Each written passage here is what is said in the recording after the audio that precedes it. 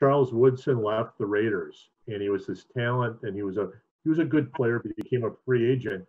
And the Packers signed him. I think the Packers had to sign him for twice what Tampa Bay offered because he didn't want to come to Green Bay. And he kind of came there, and Al Harris took him under his wing, kind of taught him how this is what I do to watch film.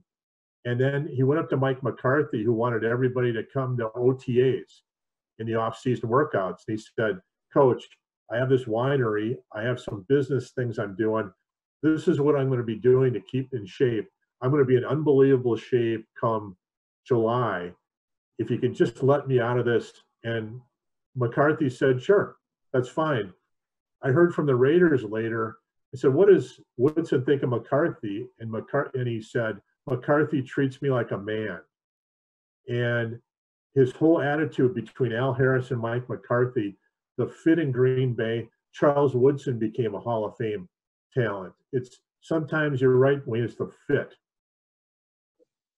And Ted Thompson had a feeling his team needed a certain amount of leadership, needed a dash of greatness. And Charles Woodson was that. He was an all-pro player with the Raiders. He didn't have many offers. The Packers were able to get him in free agency. He wasn't a happy camper until about midway through his first year with the team, and he figured out what it was all about. But, you know, the thing that I think McCarthy was able to accommodate what Charles Woodson brought. Charles was a guy who had a lot of mileage on his body by the time he got to Green Bay, and Charles was not going to be at Wednesday practices. He might not even make Thursday, but he'd be there for the Friday practice, which was crucial to the weekend and the game plan, and he'd be ready for everything he was going to do. And he did take those young defensive backs under his wing, like a Tramon Williams and a Nick Collins especially, and taught them how to be pros, what to do, what it takes to break down film. All these guys in college watch film. None of them watch it at the level of a pro.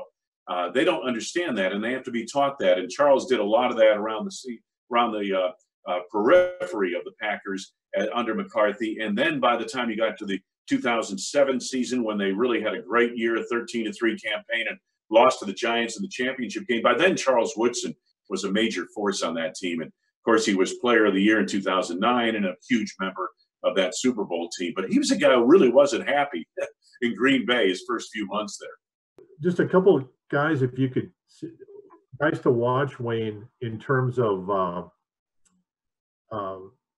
people that we may not know. For example, Kadar Holman, the defensive back, impressed me last year, size, speed, hurt his neck in the preseason, was kind of never heard from. Are the Packers looking at him to do something?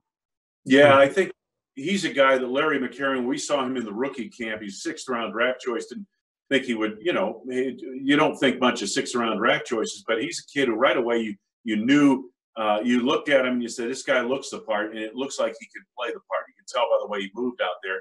I think he's a guy they're quietly confident in.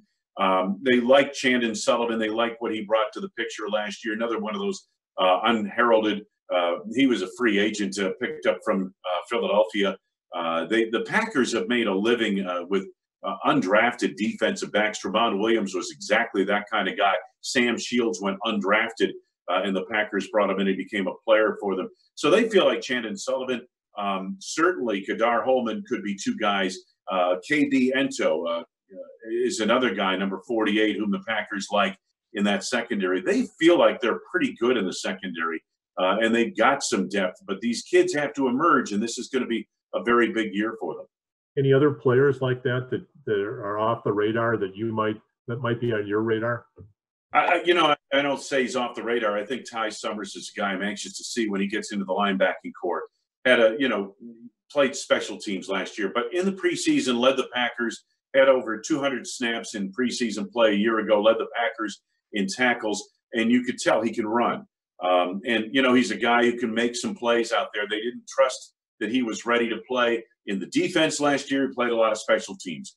Oren Burks, we know about him, a third-round draft choice, looks the part at inside linebacker. This is crucial for him, make or break year for him. Same for Montravius Adams up front on the defensive line, make or break for him. The guy they're really talking about under, kind of in the hallways, so to speak, off the record, is a guy by the name of Kingsley Keke. number 96 defensive lineman, about a fifth-round draft choice or thereabouts last year. Didn't play a whole lot as a rookie, but when he did, you could tell this is a guy who has potential. These kids all have to emerge. The way the Packers are going to get better is from within.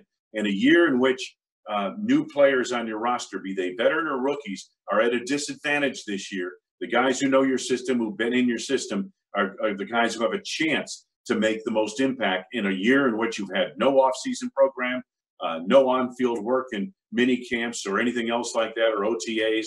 These are the players who are going to have to come to the fore. Teams like Minnesota are relying on a lot of rookies to come in and play. They're going to have to play, but they're not going to be as ready to play as they normally would had they had a chance to go through the off-season program. Wayne and John, if I may, maybe a last question here, because we're getting right up at the top here. We've got about 3 minutes, John, if you want to sneak one in. What does the season look like from your perspective? Are you going to be, I think John had pointed this out, are you going to be in the booth at Lambeau? Will you be traveling? How does this impact someone in your position, Wayne Larrivee?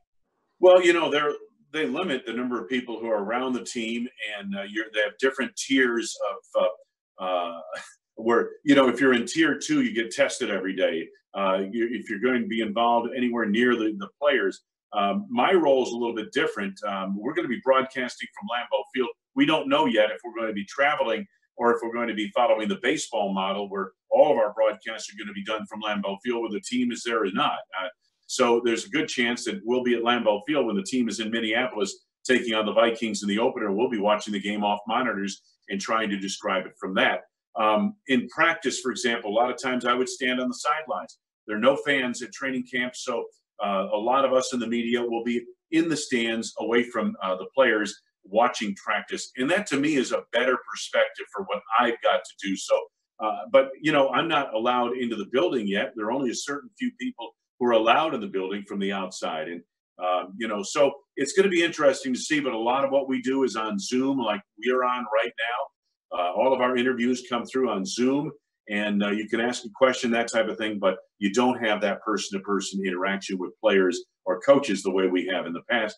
And you understand that. They have to be in a bubble. Less than 90 seconds, John. Take us out here with Wayne.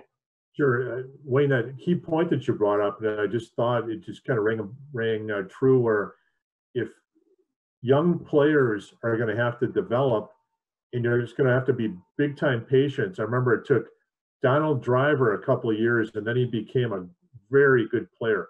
Brian Williams, the linebacker from USC, first year showed very little, was hurt a little bit, and then second year in '96 took it the next step.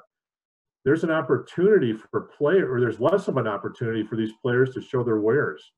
Yeah, there really is, and it's going to be interesting. Training camp will be a little different.